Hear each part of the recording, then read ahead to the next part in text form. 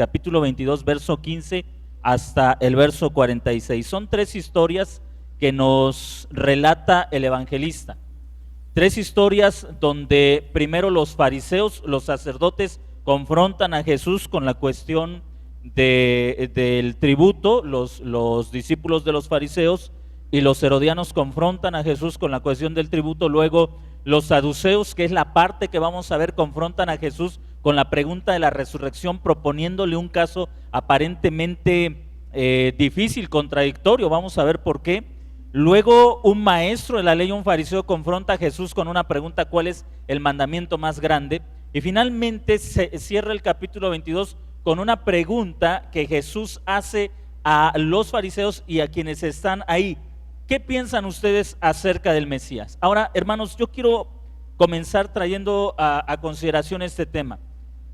Cuando nosotros abrimos la Biblia, sobre todo nosotros, esta generación, nosotros, nuestros hijos, que vivimos en una generación de la tecnología, de otro tipo de vida, podemos preguntarnos: ¿qué tiene que ver esto con nuestra vida?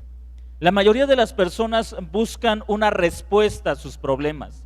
Muchas personas tienen problemas en el matrimonio, problemas económicos, físicos, de salud, y de repente leer estas historias puede decirles: bueno, ¿y esto qué tiene que ver con mi vida? ¿Qué tiene que ver con lo que yo estoy viviendo, con lo que yo estoy pasando? Algunas personas se encuentran en los evangelios estas historias cautivadoras porque es fascinante leer desde un punto de vista histórico estos relatos, pero no pasa de eso. Quizás se sienten tan cautivados como al leer una novela de cualquier otro autor o leer o ver una película con una buena trama, pero no pasa de eso. En el momento en que cerramos el libro, en el momento en que apagamos la televisión, en el momento en que se acaba la película, nos levantamos y seguimos con nuestra vida normal. No nos afecta directamente. Si usted vio una película de los, por ejemplo, de los Avengers, y usted sale de la sala de cine o se levanta del sofá de su casa, no piensa en la trama y piensa: esto lo voy a aplicar a la vida real. Puede ser que se haya emocionado, dependiendo de la edad que tenga, o puede ser que haya terminado durmiéndose, pero no es algo que le afecta. Y vamos a la Biblia y abrimos nuestra Biblia y leemos historias de personajes y personas extraños para nosotros, que su vida es distinta. Ellos no estaban peleando o preocupándose por el alza de los combustibles, no estaban preocupándose por si salió el iPhone 11 o si les alcanza o no para comprarlo. Y nosotros podemos pensar: ¿y qué tiene que ver eso con mi experiencia, con mi vida? Y la mayoría de las personas llega al evangelio con una perspectiva muy, muy pequeña, reduccionista. Piensan en el evangelio muchas veces como en aquella buena noticia, en el otro extremo de la religión, de la fe. Piensan en el evangelio, en el otro extremo, como algo que te impacta individualmente. Mira, Jesús puede cambiar tus problemas. Tienes un problema en tu familia, Jesús es la respuesta. Tienes un problema económico, Jesús es la respuesta. Tienes un problema físico, Jesús es la respuesta. Pero aún así la historia no se relaciona con esa supuesta respuesta. Es decir, en todo caso, si Jesús es la respuesta y lo único que yo tengo que hacer es decir: Jesús, yo creo en ti, resuelve mi problema, ¿de qué me sirve esta historia? Me refiero que llegamos a una reducción del cristianismo. Hablar de un Cristo sin historia o de una historia sin Cristo. De un Cristo sin historia, porque si lo más importante para la vida es que tú creas en Jesús para que tus problemas se resuelvan, no me importa la historia, solamente me importa creer en ese Jesús. Pero por otro lado, puedo tener la historia sin entender la importancia del Cristo. Sí, conozco la historia. Sé que Él nació en Belén, que creció en Nazaret, que murió entre los 33 y 34 años, que probablemente resucitó. Pero ¿eso qué tiene que ver con mi vida? El abismo entre ellos y nosotros es tan grande que no entendemos la importancia de estas historias. Nosotros vivimos con una mente individual. ¿A qué me refiero? Cada uno de nosotros piensa que el futuro y el destino de cada uno de nosotros depende de nosotros mismos. Yo soy mi propio consejero, yo soy mi propia guía, yo soy el que planea su propio destino y mi futuro depende de mí. La mentalidad hebrea era completamente diferente. Era una mentalidad corporativa, una mentalidad de pueblo, una mentalidad de comunión. ¿Qué significa esto? El pueblo de Israel sabía que el futuro de ellos, no solamente como individuos, sino como pueblo, como nación, dependía no del individuo o no de la individualidad, mejor dicho, no de cada una de las personas, sino que dependía de una personalidad o de un representante. La historia de Israel es la historia de fracasos y de éxitos, no de la individualidad de los ciudadanos que conformaban la nación de Israel, sino que era la historia de éxitos y fracasos de aquellos que Dios había elegido como representantes del pueblo. Si David era fiel a Dios, a todo Israel le iba bien, porque David en un momento fue el rey de Israel. Si alguno de los reyes obedecía a Dios, a todo el pueblo le iba bien. Si alguno de los reyes desobedecía a Dios, a todo el pueblo le iba mal. ¿Por qué para nosotros esta historia es importante? Esta historia es importante no por el efecto individual que tenga en cada uno de nosotros. Esta historia no es importante por si en Jesús puedo yo encontrar solución para mis problemas, mi problema económico, financiero, social. No, esta historia se vuelve importante porque me habla de aquel que Dios ha establecido como el representante no de un individuo, sino de una colectividad, de un pueblo, de una nación. Por eso la historia del Evangelio es importante. Si nosotros leemos los Evangelios desde este punto de vista, entonces las historias se vuelven relevantes. ¿Por qué? Porque vemos una lucha de las religiones contra el Hijo de Dios. Fariseos, saduceos, herodianos, celotes, luchando en contra del Hijo de Dios, es decir, luchando por ver quién era el que merecía que el pueblo lo siguiera, porque usted debe entender esto: quien ganara iba a ganar también la fidelidad de toda una nación, y de eso dependía la suerte de toda la nación. Nosotros podemos ver hacia atrás. El pueblo escuchó ¿a quiénes? A los fariseos. Los eligió como los maestros, los eligió como los guías. El pueblo eligió a los fariseos como sus guías. Usted puede saber cómo terminó la historia de Israel. ¿Qué pasó en el año 70? Israel fue destruido. Ahora, algunos eligieron al imperio romano como el guía, al César como el Quirios, como el señor del imperio y el señor de todas esas personas. La historia nos confirma qué pasó con Roma. Fue destruida. Al punto que quiero llevarle es que este evangelio es más relevante de lo que muchos de ustedes se puedan imaginar para nuestros días. Este evangelio es tan importante para nosotros que si lo entendemos correctamente, entenderemos que nuestro futuro, nuestro presente depende de entender quién es este hombre que está hablando.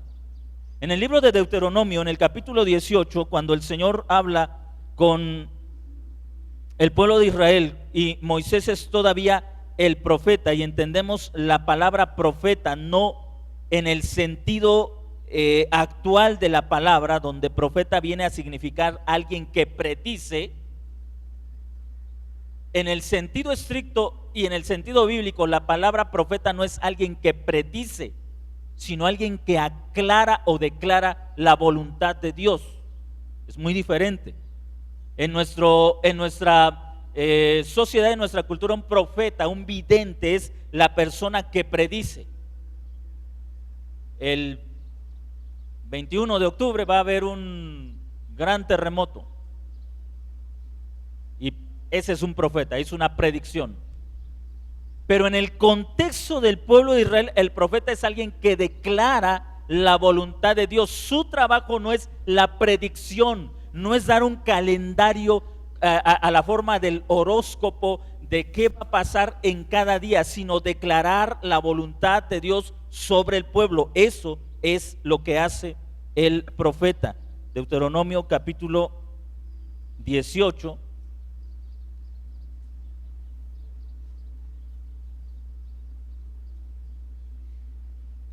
Dice Moisés, hablando a la nación de Israel de parte de Dios, en el verso 15, Moisés habla: profeta en medio de ti, de tus hermanos como yo, te levantará el Señor tu Dios, a él oiré, debes oír, conforme a todo lo que pediste al Señor tu Dios en Horeb, el día de la asamblea, diciendo: no vuelva yo a oír la voz del Señor mi Dios, ni vea yo más que este gran fuego, para que no muera. ¿Sabe por qué es relevante? Cuando Israel sube a la montaña, a Horeb, y Dios le habla, en la nación, bueno, Israel no sube, sino que están alrededor de la montaña, y el Señor les habla desde la montaña. Ellos se llenan de tanto terror que le dicen a Moisés: no queremos volver a oír la voz de Dios para que no muramos. Fue una experiencia aterradora, contrario a lo que muchas personas dicen, que han tenido experiencias y que Dios les ha hablado. Ahora, entre paréntesis, quienes dicen que Dios les ha hablado y les ha llenado de paz, a mí me lleva a un problema: o la Biblia miente o ellos mienten, pero alguien tiene que estar mintiendo, porque dos cosas no pueden ser verdad. Y observen la misericordia de Dios, porque Dios levanta a un profeta para hablar con el pueblo. ¿Por qué fue tan aterradora esa experiencia? Porque ya era un pueblo caído. En el libro de Génesis vemos que Dios hablaba con Adán antes de la caída, pero después de la caída Dios no vuelve a hablar con Adán como cuando era sin pecado. Luego Dios habla a la nación de Israel y ellos tienen terror. ¿Por qué? Porque los pecados los condenaban. Ellos dicen: no queremos volver a oír la voz de Dios. Así que el enviar al profeta era una señal de la extrema misericordia de Dios.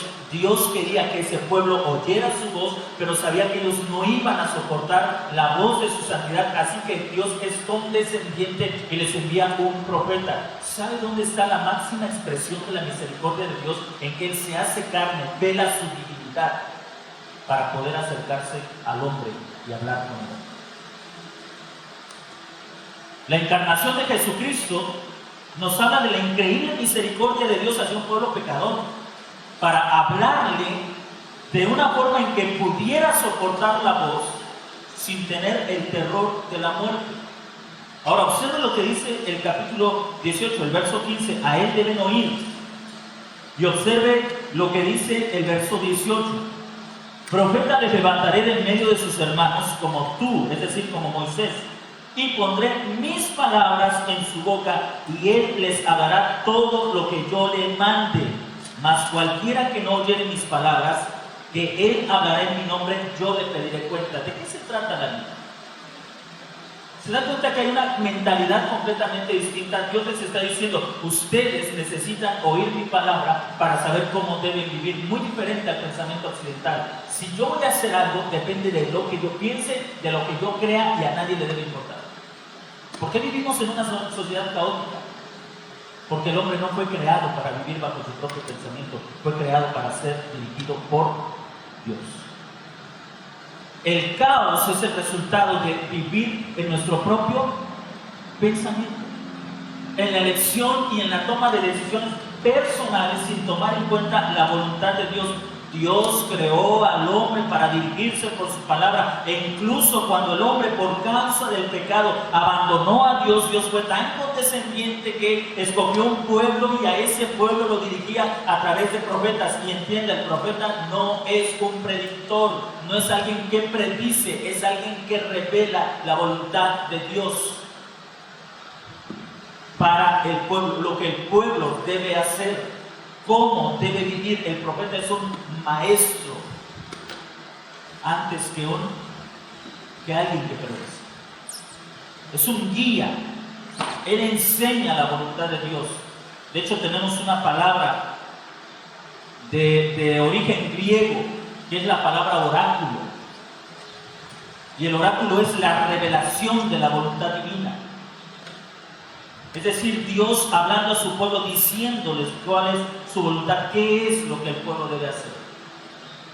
Se da cuenta que entonces lo que encontramos en el Evangelio de Mateo es una lucha por decir quién está hablando la verdad, una lucha por decir quién está revelando la voluntad de Dios, fariseos, saduceos o Jesús. ¿Quién está hablando la verdad? ¿Quién está diciendo y trayendo la voluntad de Dios a ese pueblo? ¿Quién de estos tres? ¿Los fariseos? ¿Los saduceos o Jesús? Porque a quien el hombre escuche va a depender su destino. Lo que está haciendo Mateo es entonces mostrándole a la iglesia la importancia de recordar que Dios prometió un profeta que hablaría tan claramente la voluntad de Dios que el pueblo sabría que Dios les estaba hablando. Y esto que Dios habló se cumplió tan perfectamente en la persona de Jesucristo. Y ahí, hermanos, es donde usted tiene que entender que entonces la transformación de nuestra vida no comienza atendiendo los problemas particulares de nuestra vida, sino cambiando nuestra manera de pensar. Muchas personas piensan que el cristianismo es como poner a Dios de tu parte viviendo en tus propios caminos. Es como si Dios dijera: mira, yo estoy de tu parte, tú vive como quieras, de todos modos yo te voy a bendecir. Muchas personas tienen el concepto o piensan que eso es cristianismo. Pero el Evangelio de Mateo nos confronta a una realidad. El Evangelio de Mateo nos enseña que el verdadero cristianismo es estar sujeto a la enseñanza de Jesús como el Verbo, como el Dios encarnado, como el profeta que había de venir, como aquel que marca y conduce el camino, como aquel que nos enseña cómo debemos vivir. Regresando al Evangelio de Mateo, al capítulo 22, hay una pregunta que los saduceos le hacen a Jesús, porque los saduceos tratan de demostrar que Jesús es un ignorante. Los saduceos era una secta religiosa que en contraste con los fariseos dudaban de lo sobrenatural. Ellos no creían en los ángeles, no creían en la resurrección y dudaban de muchos aspectos que incluso los fariseos, como otra secta, creían. Aquí entendamos la palabra secta no como hoy la entendemos como algo malo, sino como un grupo. En ese tiempo una secta era un grupo, como hoy llamamos denominaciones. Eso era una secta en ese tiempo. Los saduceos se acercan a Jesús y le dicen, le hacen esa pregunta, Mateo capítulo 22, versículo 23 y particularmente en el verso 24. Maestro, Moisés dijo: si alguno muriere sin hijos, su hermano se casará con su mujer y le levantará descendencia a su hermano. Estos saduceos están citando Deuteronomio capítulo 25, lo que se conoce como la ley del levirato. En alguna ocasión explicaba esta ley, así que no voy a explicarla para no extenderme tanto, pero le están proponiendo un dilema. Había una lucha entre los fariseos y los saduceos. Ellos no creían en la resurrección, los fariseos sí creían en la resurrección, y entonces ambos trataban de demostrar lo incongruente que era la enseñanza del otro. Así que probablemente ellos pensaron, Jesús como que se va más del lado de los fariseos porque él cree en la resurrección. Así que vamos a demostrar lo absurdo de su argumento, lo absurdo de su creencia. Y le dicen: maestro, tenemos un problema. Hubo una mujer entre nosotros. Ellos están diciendo que esa historia sucedió entre ellos. Hay una historia muy similar, si no me equivoco, en el cuarto libro de los Macabeos. Recuerden que Macabeos es un libro histórico no inspirado y por lo tanto no lo usamos para hacer doctrina, pero nos habla un poco de la situación de ese tiempo. Y si alguno de ustedes ha leído el libro de los Macabeos, ahí hay una historia de una mujer, si no me equivoco, que se llamaba Sara y que se había casado 6 veces Y en esas 6 ocasiones, o en cada una de esas ocasiones, el marido había muerto. No es la historia, porque en esta historia el séptimo también muere, y en la historia de los macabeos, el séptimo ya no muere, porque me parece que el ángel Rafael le da por ahí un secreto o algo así mágico, místico, para vencer al demonio Asmodeo, algo así, y entonces lo vence. Es folclore judío, no tiene nada de revelación divina, no tiene autoridad divina. Probablemente ellos estaban pensando en esa historia, probablemente no, pero hay algo común. Y en el verso 24, en el verso 25, hubo pues entre nosotros 7 hermanos, el primero se casó y murió, y no teniendo descendencia, dejó a su mujer a su hermano. Es decir, estaba cumpliendo con la ley del levirato. Entre paréntesis, déjeme decirle que para el tiempo de Jesús, la ley del levirato ya no era práctica. Ya se anteponía la decisión del hermano antes que la obediencia al mandamiento. Pero ellos le proponen en este caso, para mostrar, le repito, que Jesús era incongruente en su enseñanza. Y así sucede. Dice en el verso 26, de la misma manera el segundo, el tercero y hasta el séptimo. A esta señora le llamaban la viuda negra, algo le hacían los esposos. Hasta el séptimo. Y después murió también la mujer. Verso 27, verso 28. En la resurrección, yo encuentro sarcasmo en esas palabras. A ver, Jesús, existe la resurrección. En la resurrección, ¿de cuál de los 7 de ellos ella será esposa, si fue esposa de todos? Ahora, yo quiero que note ahí el sarcasmo, porque los saduceos están diciendo, a ver, Jesús, ¿existe la resurrección? Si existe la resurrección, ¿cómo le va a ser esta mujer que fue esposa de 7 si la ley dice que el hombre debe tener una sola mujer y la mujer un solo esposo? Es decir, ¿estarían acusando de qué? De adulterio. ¿Notan ustedes cómo trataban de atrapar a Jesús? Yo creo que ellos estaban pensando, ya lo tenemos. Lo hemos atrapado. Ese es un dilema que él no puede responder. Quizás estaban esperando que Jesús tosiera un poco, que secara las manos sudorosas y dijera, bien, tengo que reconocer que esa es una pregunta muy difícil. Pero observen lo que dice Jesús en el verso 28. Se equivocan, erráis, ignorando las escrituras y el poder de Dios. Aquí está, hermanos, la esencia de la enseñanza. Toda persona que sigue a maestros que no conocen las escrituras están atentando contra su propia vida. Jesús ya había acusado a los fariseos de ignorantes. ¿Acaso no han leído que la escritura dice? Ahora, los fariseos eran maestros de la ley. Ellos conocían la ley, contaban la ley. Hermanos, era tan preciso el conocimiento de la escritura de parte de ellos en un sentido muy técnico, no en el sentido de la revelación, sino en el sentido técnico, que ellos conocían, por ejemplo, cuántas letras formaba el libro de Génesis. Bueno, no se llamaba Génesis, Berith, el nombre hebreo para Génesis. Pero ellos podían decirle cuántas letras tenía el libro completo. Déjenme hacerle una pregunta. ¿Cuántos capítulos tiene el libro de Génesis? ¿Cuántas letras tiene? Ellos conocían el número de las letras. Leían la Biblia, leían el Antiguo Testamento y contaban letra por letra. Eran maestros. Encontraban significados donde nadie más los iba a encontrar. Tenían una mente increíblemente obstruida, porque no podían, encontraban las letras precisas, pero no encontraban a Cristo en las Escrituras.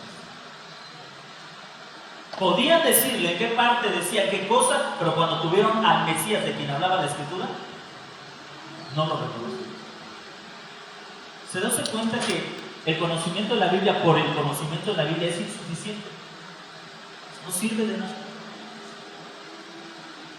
¿Cuántas veces, hermanos, llegamos a la reducción del cristianismo a ese punto? Pensamos que lo importante es que te sepas la Biblia de memoria sin entender cómo esta Biblia les enseña a vivir bajo la autoridad de Cristo.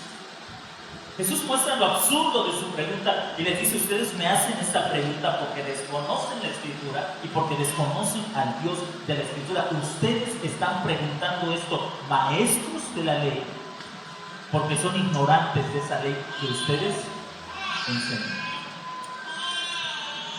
Note usted que las preguntas más absurdas pueden surgir de las personas más educadas.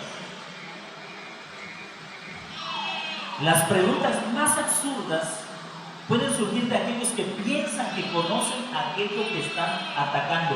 Los saduceos pensaban que conocían tan perfectamente la ley y que con esta podían atacar a Jesús que se atrevieron a hacer esta pregunta. Hermanos, ¿cuánta gente piensa que conoce a Cristo y su Evangelio y lo atacan sin tener la más mínima idea de lo que es? Jesús les dice: se equivocan. Su pregunta está equivocada porque ustedes desconocen la Escritura y el poder de Dios, y entonces les enseña. ¿Saben por qué? Porque ellos pensaban, los fariseos habían ideado una forma de resurrección. Ellos decían: cuando Dios resucite a los santos, los va a resucitar como murieron. Si murieron cojos, van a resucitar cojos. Si murieron sordos, van a resucitar sordos. Es más, van a levantarse con el vestido con el que fueron enterrados para que todos sepan que sí era fulano el que está resucitado. Habían llegado a tales especulaciones, a hacer una teoría de la resurrección que resultaba ridícula, y los saduceos pensaban que esa era la forma de pensar de Jesús. Pensaban que cuando Jesús hablaba de la resurrección estaba hablando en los mismos términos que los fariseos. Pero Jesús les dice: ustedes ignoran el poder de Dios. Y en el verso 29 dice: porque en el verso 30, en la resurrección ni se casarán ni se darán en casamiento. ¿Qué es lo que está diciendo? Lo que está diciendo el Señor Jesús, que la resurrección es una transformación radical del ser humano. No, el apóstol Pablo lo explicó quizá como decimos, con manzanas y peras para entenderlo mejor. 1 Corintios capítulo 15, el apóstol Pablo dice: necio, ¿no sabes que si siembras un grano de trigo, no crece, no brota ese grano de trigo, sino que es despojado para que surja una nueva vida? Está haciendo una comparación. Está diciendo: tontos, ¿no entienden que si se siembra, si se pone un cuerpo en el sepulcro, no se va a levantar ese cuerpo, sino que brotará la nueva vida que hay dentro de él? ¿Qué es la resurrección? La resurrección no es levantarnos como somos puestos en el sepulcro. Los fariseos habían llegado a tales conclusiones, incluso tan fantasiosas, que ellos decían que Dios no iba a resucitar a nadie que no fuera sepultado en Jerusalén. Pero ¿saben qué habían ideado? Ellos decían: en la tierra hay muchas cavernas, así que si el cuerpo de algún justo fue sepultado en Asia, ese cuerpo va a rodar y rodar y rodar y rodar y rodar y rodar hasta que llegue a Jerusalén, y entonces Dios lo va a dar. Hace un tiempo hace ya muchos años, hablaba con un judaizante, un pastor de aquellos que piensan que el judaísmo es mejor que el cristianismo, y él decía: cuando a uno lo entierran, no lo deben enterrar en ataúd, porque si no, en la resurrección, ¿cómo vas a salir? Si el ataúd está cerrado, y no te deben sepultar, te deben colocar como en el tiempo antiguo, en una cueva y nada más vendado, para que así cuando resucites, pues ya salgas. Porque si te ponen en un ataúd, lo clavan y luego te echan tierra, ¿cómo vas a salir? Necios. porque ignoran las Escrituras. Ahora, lo que Jesús está atacando, lo que Jesús les está enseñando, no es, les está diciendo que su problema no es que desconozcan la Escritura, sino que rechazan a aquel de quien habla la Escritura. Y aquí tenemos, hermanos, el centro de la enseñanza, porque la única manera en que podamos entender bien la Escritura es reconocer que Jesús es el mismo. Si usted no cree en Jesús, por más que lea la Biblia, siempre va a llegar a conclusiones equivocadas. Si no creemos que Jesús es el Mesías, el Salvador, el que viene a morir por los pecados del hombre y resucita para ser entronado como el Hijo de Dios y a quien se le han entregado todos los reinos, si no tenemos eso en mente cuando venimos a las Escrituras, vamos a errar y a llegar a conclusiones que son completamente equivocadas. La resurrección no es una especulación para nosotros. La resurrección está basada en un hecho histórico. Nosotros creemos en la resurrección por una sola razón. La resurrección es un evento histórico. Cristo resucitó y hay testimonio de que Él resucitó. Ahora, ¿cómo resucitó? Si usted lee los testimonios históricos de la resurrección de Cristo, es decir, los evangelios, y particularmente la carta de Pablo a los Corintios, nos damos cuenta que la resurrección de Cristo es completamente, es un evento que le hace completamente diferente. Él no resucita en la debilidad con la que fue enterrado, Él resucita en poder y con gloria. La resurrección no es una fantasía. La resurrección está basada en un evento histórico. La resurrección está basada en el hecho de que Cristo resucitó y nadie ha podido refutar la historia de la resurrección. Algunos, incluso al no poder refutar la historia de la resurrección, han tenido que decir: Cristo no murió, solo se desvaneció. Se desvaneció. Al no poder contradecir la historia de la resurrección, han sacado teorías: Cristo no murió, se desvaneció, o al que crucificaron fue un doble de Cristo y Cristo huyó a la India, ahí se casó, tuvo hijos y ahí murió. ¿Por qué han surgido esas teorías? Porque no pueden refutar la verdad de que Cristo se levantó de los muertos. Tenemos un testimonio histórico. El apóstol Pablo en la carta a los Corintios nos enseña mucho sobre el tema de la resurrección. El capítulo 15, se lo recomiendo, léalo completo. El capítulo 15 es una exposición muy clara de la resurrección. Sonó loco para los griegos porque ellos pensaban: la resurrección es una tontería, si lo que queremos es escapar del cuerpo. Tú me dices que hay resurrección, eso es una tontería. Pero ellos no podían refutar la verdad histórica de que Cristo lo resucitó. ¿De qué se trata entonces la vida? Hermanos, nosotros somos llamados a venir bajo la autoridad de esto. Vivimos en un mundo, y con esto quiero concluir, vivimos en este mundo individualista, donde cada persona se levanta como su propio gurú. Yo sé cómo voy a vivir mi vida. Yo sé cómo voy a vivir mi vida. Tú no te metas con mi vida. O donde se erigen íconos, imágenes, que al final terminan fracasando.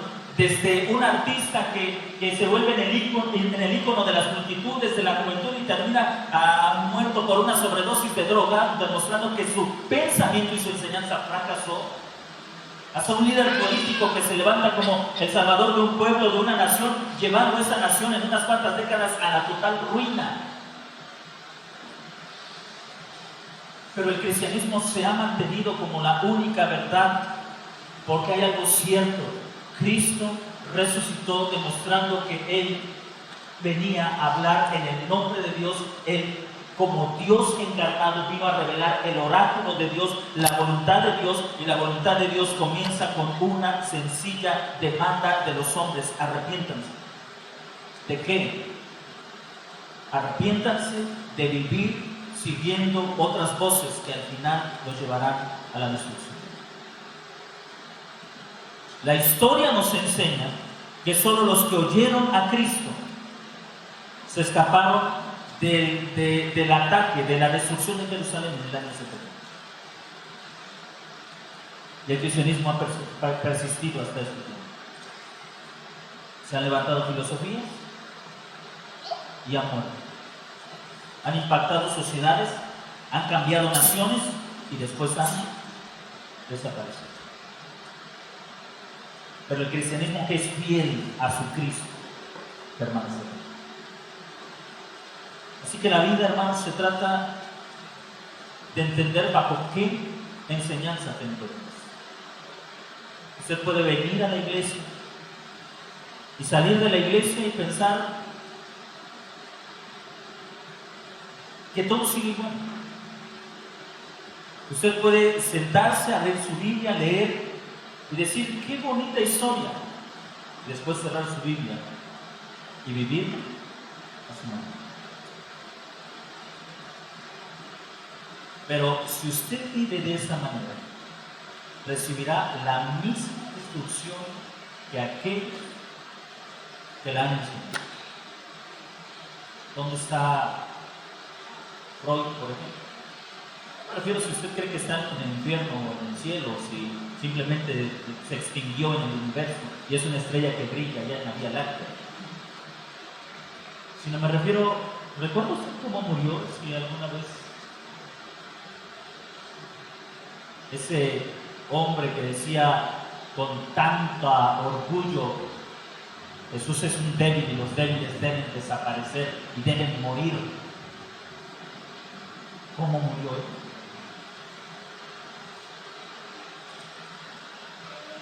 ¿Dónde está Buda?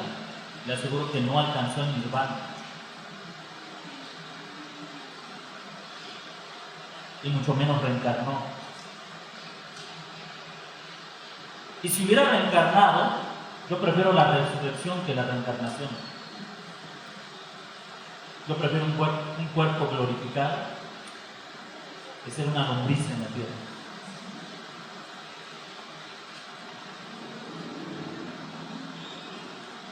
Es decir, el Evangelio se trata de cosmovisiones, de retar la forma de pensar, de decirnos, o te sujetas a la enseñanza de Cristo, o vives bajo otras enseñanzas, pero recuerda esto, tu fin será el mismo fin que de aquellos que las llevaron, que las enseñaron.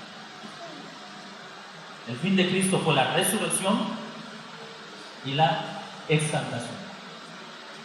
Y el apóstol Pablo, en una de sus cartas, escribe, y con esto concluyo, si morimos con Él,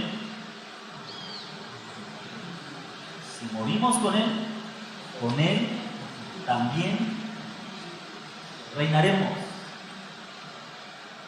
Si morimos con Él también reinaremos. Si usted muere sin Él, morirá con la misma muerte de todos los que han muerto sin Él. De eso se trata el Evangelio. ¿Bajo qué autoridad tenemos? No se trata de nuestros problemas personales, sino se trata de a quién estamos siguiendo y bajo qué enseñanza estamos viviendo. Si morimos con Él también vivimos. El Señor nos ayude a entender la seriedad del cristianismo, la grandeza de nuestra fe, la importancia de lo que se nos ha confiado y a someter nuestra vida realmente al señorío de Cristo y a su enseñanza. Él es el profeta que estábamos esperando, que se anunció en el Antiguo Testamento y que el Señor dijo, a Él deben oír, y que no lo escuchen, yo le demandaré cuenta de Él. Así que tenemos una gran responsabilidad. Escuchémoslo a Él y sigamos.